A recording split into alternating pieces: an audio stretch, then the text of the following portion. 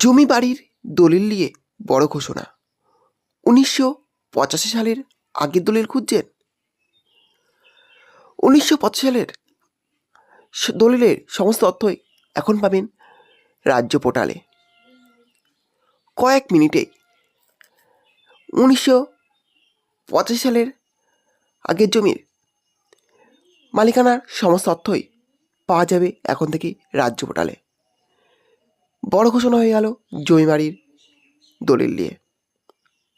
চলুন দেখে নেওয়া যাক যে কি আপডেট চলে এলো জমি বাড়ির দলিল নিয়ে ১৯৮৫ সালের আগের জমির দলিল নিয়ে। সেটা আজকে ভিডিওর মাধ্যমে দেখতে পাবেন।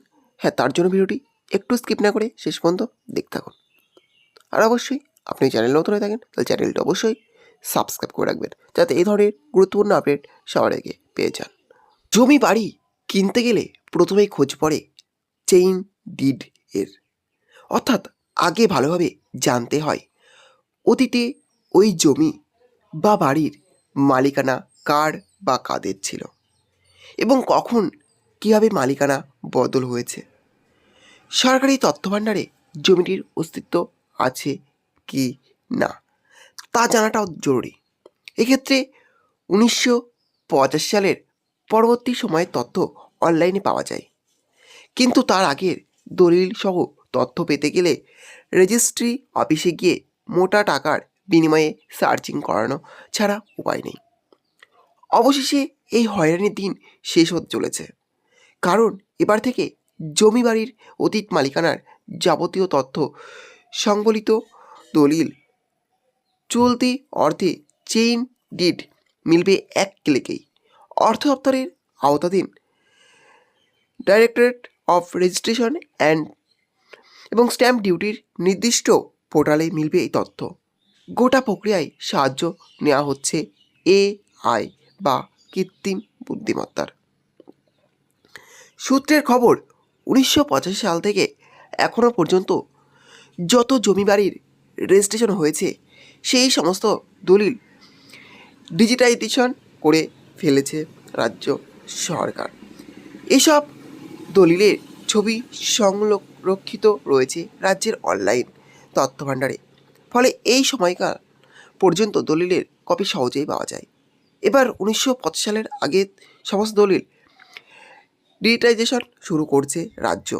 দুটি ধাপে এই কাজ হবে। প্রথমে ১৯৭০ থেকে ১৯৮৫ সাল পর্যন্ত সমস্ত দলিল ডিজিটাইজেশন করা হবে, তারপর ১৯৭০-এর আগের দলিলগুলি। এখানেই থাকবে AI-এর গুরুত্বপূর্ণ ভূমিকা। বহু পুরনো হওয়ার কারণে এসব দলিলের অবস্থা এমনিতেই খারাপ, জরাজীর্ণ, ঝুরঝুরে হয়ে গিয়েছে হলদেটে কাগজ। তাছাড়া অধিকাংশ দলিলই হাতে লেখা, ফলে ম্যানুয়ালি বা কর্মচারীদের নামিয়ে এসব নথি ডিজিটাইজেশন করালে কাজ কবে শেষ হবে বলা মুশকিল। তাছাড়া দলিলের পাঠোদ্ধার করতে গিয়ে ভুল হওয়ার আশঙ্কাও রয়েছে। তাই ১৯৮৫ সালের আগের দলিল ডিজিটাইজেশনের জন্য আর্টিফিশিয়াল ইন্টেলিজেন্স অর্থাৎ AI কাজে লাগানো হবে। সমস্ত দলিলের ডিজিটাইজেশন সম্পূর্ণ হলে তা তুলে দেওয়া হবে রাজ্যের তথ্যভাণ্ডারে। তখন জমির খতিয়ান বা দাগ নম্বরের মতো তথ্য পোর্টালে দিয়ে সহজেই পাওয়া যাবে অতীত মালিকানার যাবতীয় তথ্য। সেই সঙ্গে যতবার ওই জমির মালিকানা বদল হয়েছে বা রেজিস্ট্রি হয়েছে তার সমস্ত দলিল মিলে যাবে অনলাইনে।